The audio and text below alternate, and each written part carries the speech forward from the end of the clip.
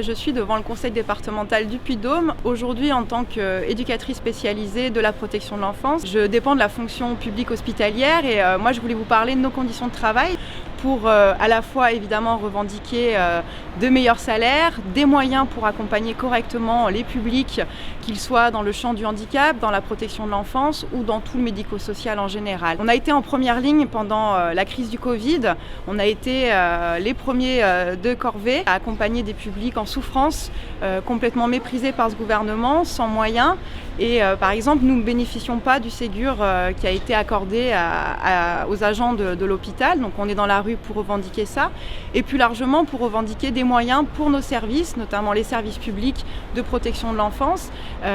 On est dans la rue pour parler aussi des personnes qu'on accompagne et faire en sorte qu'ils soient entendus et qu'on puisse nous faire notre travail correctement. Et avec mes collègues, aujourd'hui on était nombreux et nombreuses à Clermont-Ferrand mais aussi partout en France. Et moi en tant qu'éducatrice spécialisée et en tant que membre du Parlement de l'Union populaire, je vois que les propositions de l'avenir en commun portées par Jean-Luc Mélenchon sont celles qui peuvent répondre au mieux à nos revendications du champ du travail social en général. Il faut évidemment des augmentations de salaire mais il faut aussi des moyens pour ouvrir de nouveaux établissements pour accueillir dignement les personnes qui sont aujourd'hui en grande souffrance, que ce soit des enfants qui sont placés, qui n'ont pas de perspective réelle pour pouvoir s'en sortir, pour pouvoir avoir par exemple des familles d'accueil, avoir des structures d'hébergement correctes pour les personnes qui sont aujourd'hui dans la rue.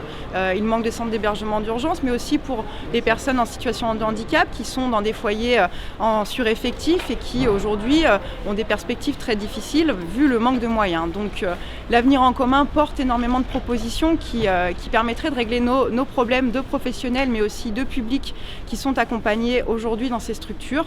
Augmentation des salaires, services publics, voilà. L'avenir en commun c'est aujourd'hui la seule perspective pour nous dans nos métiers.